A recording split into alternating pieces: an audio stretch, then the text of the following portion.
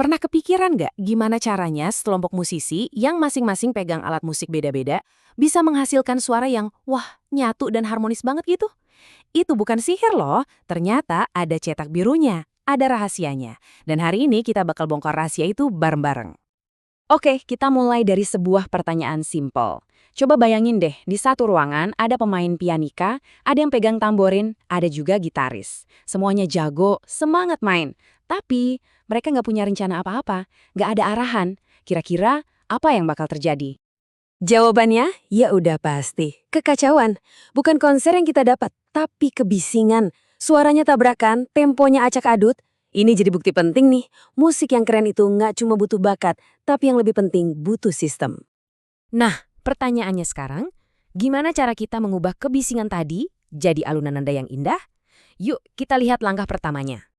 Ini dia nih, inti masalahnya. Tantangan terbesarnya itu bukan soal seberapa jago kamu mainin instrumenmu sendiri, bukan. Tapi gimana caranya mainin instrumen itu bareng-bareng. Soal kolaborasi, soal sinkronisasi. Gimana caranya suara-suara yang beda ini bisa nyampur, melebur jadi satu kesatuan yang solid.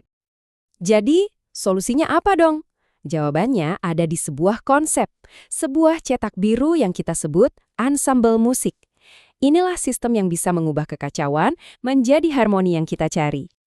Simpelnya gini, ensemble itu ya sekelompok musisi yang main bareng. Tapi ada tapinya nih. Perhatiin kata kuncinya. Bagian-bagian yang berbeda bergabung jadi satu karya utuh. Jadi, ini justru bukan tentang semua orang mainin hal yang persis sama loh. Nah, disinilah letak rahasia terbesarnya. Harmoni yang indah itu ternyata lahir bukan dari kesamaan, tapi justru dari perbedaan. Setiap musisi punya peran yang unik, tugas yang spesifik, dan ketika semua itu digabungkan, disitulah keajaibannya muncul. Oke, sekarang kita bedah lebih dalam yuk soal peran-peran yang beda-beda ini. Emangnya ada posisi apa aja sih di dalam sebuah tim musik? Biar gampang, kita pakai analogi tim olahraga aja. Kayak tim juara gitu. Di tim, kan setiap pemain punya posisi dan tugasnya masing-masing, ya kan? Ada striker, ada gelandang, ada back. Gak ada yang lebih penting dari yang lain, karena semuanya itu vital buat menang. Nah, di musik juga persis kayak gitu. Pertama, kita punya instrumen melodis. Kita sebut aja mereka ini striker bintangnya tim. Contohnya kayak pianika atau recorder.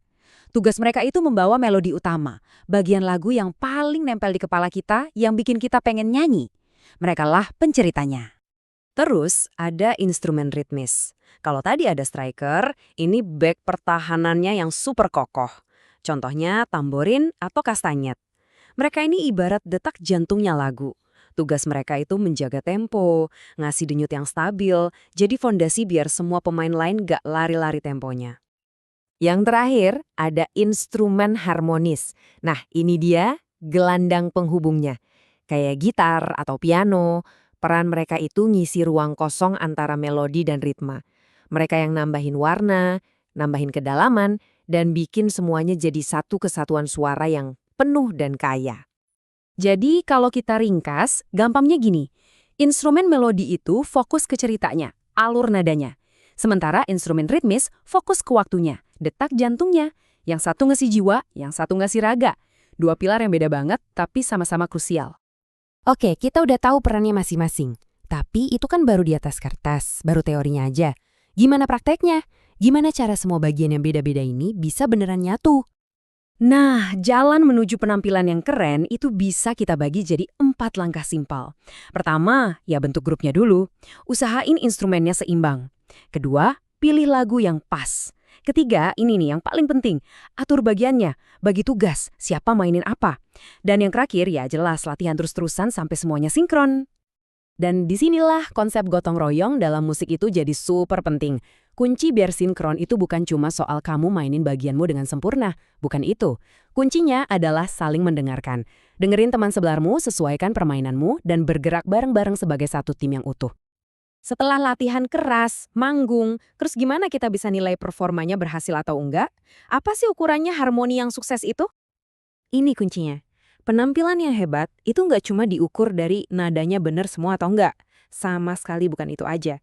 Tapi juga diukur dari kerjasama timnya, teamworknya. Coba kita lihat deh contoh rubrik penilaian ini. Di bagian kekompakan tim, skor paling tinggi itu dikasih buat grup yang komunikasinya bagus, fokus, saling responsif. Sementara skor paling rendah buat apa? Buat yang mainnya sendiri-sendiri, nggak kompak, bahkan saling nyalahin. Kelihatan banget kan bedanya? Antara tim yang solid sama kumpulan orang yang cuma main bareng. Tapi, tahu nggak? Semua yang kita bahas ini sebenarnya bukan cuma soal musik loh. Coba deh, kita tarik pelajarannya lebih luas lagi. Karena prinsip ini berlaku di mana-mana. Inti dari semua ini adalah satu hal, keindahan itu tercipta dari kolaborasi dan peran yang berbeda-beda, entah itu di musik, di tim kerja, atau bahkan di masyarakat. Justru karena beda, makanya jadi indah kalau bisa kerjasama. Jadi, pada akhirnya, aturan buat bikin ensemble musik yang hebat itu sebenarnya aturan yang sama buat membangun tim hebat manapun. Simple, kenali peranmu, hargai peran orang lain, dan yang paling krusial, saling mendengarkan untuk mencapai satu tujuan yang sama. Nah, sebagai penutup, saya mau tinggalin satu pertanyaan buat kalian renungkan. Setelah mendengar semua ini, apa sih yang kalian pelajari soal kekuatan luar biasa dari sekedar berhenti sejenak dan benar-benar mendengarkan orang lain?